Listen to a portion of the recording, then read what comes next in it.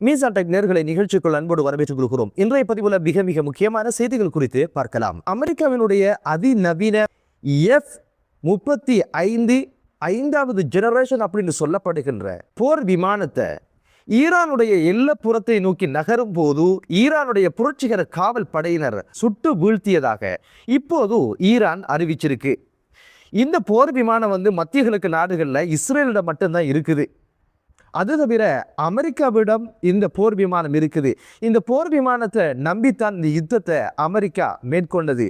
இந்த யுத்தத்தில் முதன்முறையாக இந்த விமானம் சூட்டு சம்பவத்துக்கு இலக்கானது இதுதான் முதல் தடவை அப்படின்னு சொல்லப்பட்டிருக்குது.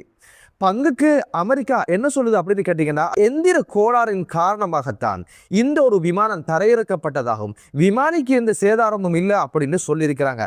ஆனா ஈரான் என்ன சொல்லுது அப்படின்னு கேட்டீங்கன்னா, இந்த தாக்குதலை நாங்க நடத்தி முடிச்சோம், அது மிகப்பெரிய சேதத்துக்கு ஆளாகிருக்கு அப்படின்ற ஒரு விஷயத்த அவங்களோட தரப்புல சொல்லியிருக்கிறாங்க. என்னதான் இருந்தாலும் விழுந்தாலும் மீசையில மண் படலப்பா அப்படின்னு சொல்ற மாதிரி தான் அமெரிக்காவுடைய நிலைமை இருக்கிறத பார்க்க முடியுது.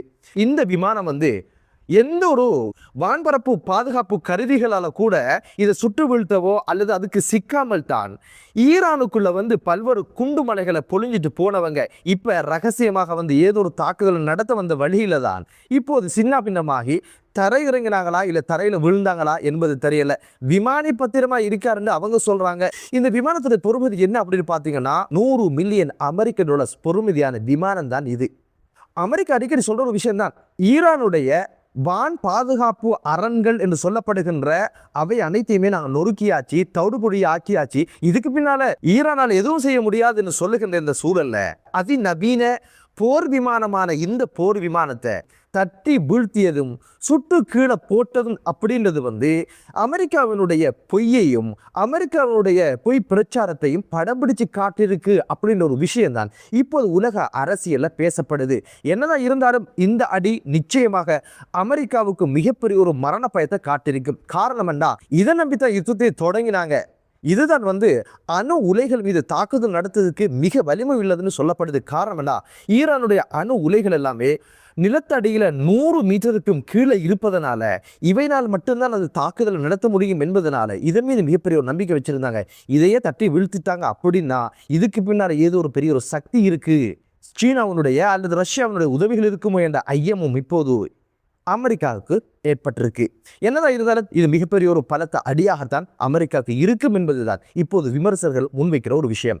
அடுத்த செய்தி குறித்து பார்க்கலாம். என்ன அப்படின்னு பார்த்தீங்கன்னா, ஈரான் கடந்த 24 மணி நேரத்துக்குள்ள 3 கட்டங்களாக புதிய வகை ஏவுகணைகளை அறிமுகம் செய்து தாக்குதலுக்கு பயன்படுத்தியிருக்கிறாங்க.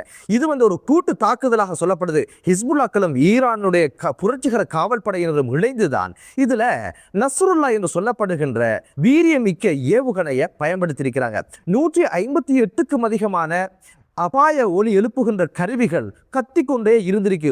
ஓடுங்கய்யா ஓடுங்கய்யா, பொந்துகளை நோக்கி ஓடுங்கய்யா, பதுங்கு குழிகளை நோக்கி ஓடுங்கய்யா அப்படின்ற மாதிரி கிட்டத்தட்ட இஸ்ரேலுடைய முழு நிலப்பரப்பிலும் 60% பகுதி இந்த ஒலி எழுப்பப்பட்டதாக சொல்லப்படுவதில் பல மில்லியன் பேர் இதுவரைக்கும் பதுங்கு குழிகளிலே வாழுகின்ற ஒரு சூழல் உருவாகி இருக்குது.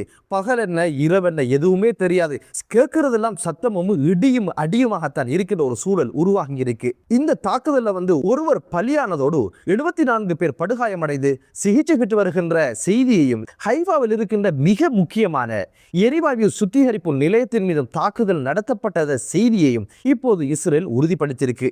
19ஆம் திகதி மட்டும் கிட்டத்தட்ட 285 ஏவுகணைகள், அதில் அதிகமானது நஸ்ருல்லா என்று சொல்லப்படுகின்ற ஏவுகணை ஏவப்பட்டதாகவும் இந்த ஹிஸ்புல்லாக்களும் அதே போல ஈரானும் இணைந்துதான் இந்த ஏவுகணை வேட்டையையும் மழையாக பொழிஞ்சிருக்கிறாங்க அப்படின்ற செய்தியை இப்போது இஸ்ரேல் உறுதிப்படுத்திருக்கு.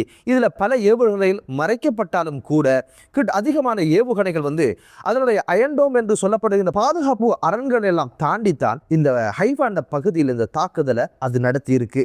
இதற்கு பழிதிக்கும் வகையில ஈரானுடைய மிக முக்கியமான 10 பார்ஸ் என்று சொல்லப்படுகின்ற எரிவாயு வயலின் மீது தாக்குதல்களை இஸ்ரேல் மேற்கொண்டிருக்கு.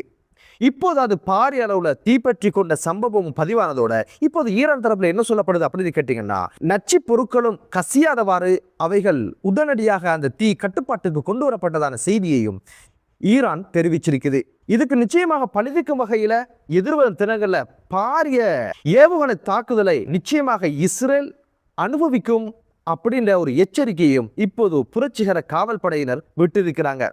இந்த தாக்குதல் குறித்து டொனால்ட் ட்ரம்ப் கடுப்பானதாகவும் போன்ல பெஞ்சமின் நெதன்யாகுவை தொடர்பு கொண்டு எதுக்கையா இந்த வேலையை பண்ணினீங்க அப்படின்ற ஒரு எச்சரிக்கையை விட்டதாகவும், இந்த தாக்குதல் குறித்து தனக்கு தெரியாத அப்படின்ற ஒரு விஷயத்தையும் அமெரிக்க ஜனாதிபதி டொனால்ட் ட்ரம்ப் சொல்லி இருந்தாரு. இது குறித்து இஸ்ரேல் என்ன சொல்லுது அப்படின்னு கேட்டீங்கன்னா, ஒவ்வொரு தாக்குதலுக்கு முதல்ல போன் பண்ணி அண்ணனுக்கு சொல்லாம நாங்கள் அடிக்கிறது கிடையாது, அவருக்கு தெரியாமல் இல்லை இந்த விஷயம் நடந்தது அப்படின்னு சொல்லி அவருக்கு தெரிஞ்ச தாக்குதலை நாங்கள் மேற்கொண்டோம் அப்படின்னு ஒரு விஷயத்தை சொல்லி இருக்கிறாங்க. இந்த ஒரு எரிவாயு வயலின் மீது தாக்குதல் நடந்து பாரிய அளவு சேதம் ஏற்பட்டிருந்தால் உலக அளவுல எரிவாயுவுக்கான தட்டுப்பாடு ஏற்படும் அப்படின்ற ஒரு விஷயம்தான் இப்போது உலக அரசியல் விமர்சகர்கள் முன்வைக்கின்ற ஒரு விஷயம். காரணம் என்ன அப்படின்னு பார்த்தீங்கன்னா, உலகத்திலே மிகப்பெரிய முதன்மையான எரிவாயு வயல் அப்படின்னு சொல்லப்படுவதோடு மட்டுமல்லாம ஈரானுடைய 70% எரிவாயுகள் இங்கிருந்தான் உற்பத்தியாகி உலக நாடுகளுக்கு சந்தைப்படுத்தப்படுகிறது அப்படின்ற விஷயம் சொல்லப்பட்டிருக்கு.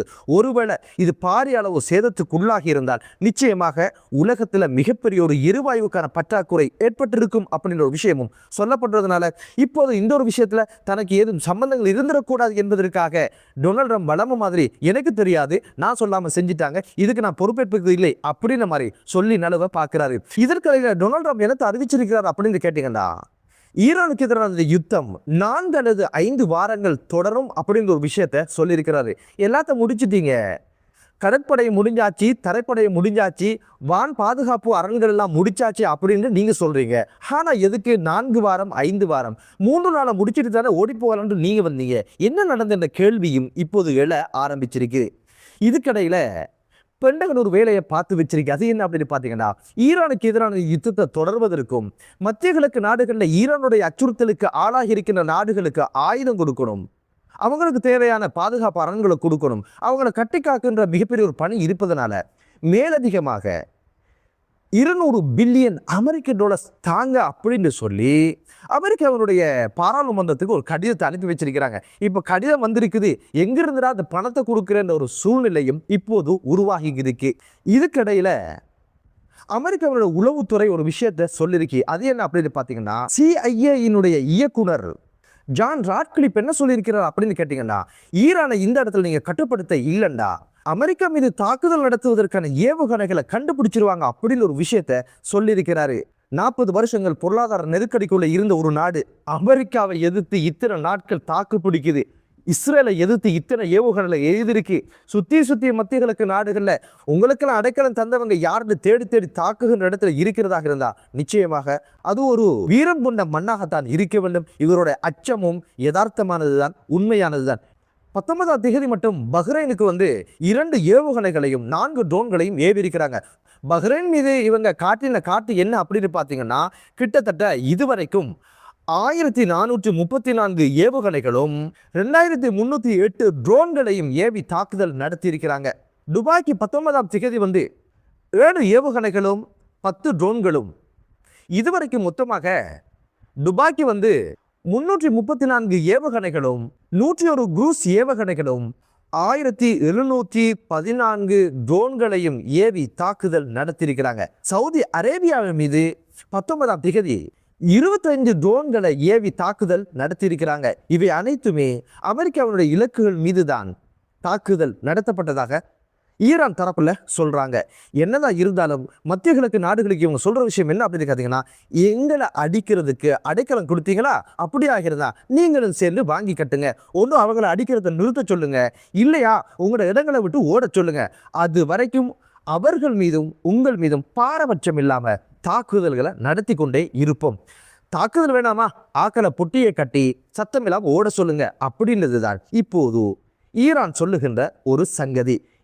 இதுக்கிடையில டொனால்ட் ட்ரம்ப் ஒரு அறிவிப்பை விட்டிருக்கிறாரு. அதாவது ஈரானுடைய கார்க் தீவை கைப்பற்றுவதற்கு தரைப்படைகளை அமெரிக்காவிலிருந்து அந்த தீவுக்கு அனுப்பி அதை கைப்பற்றுவதற்கான ஒரு மந்திர ஆலோசனையை இப்போது புதிதாக அமெரிக்கா ஜனாதிபதி டொனால்ட் ட்ரம்ப் ஆலோசிச்சு வந்திருக்கிறாரு.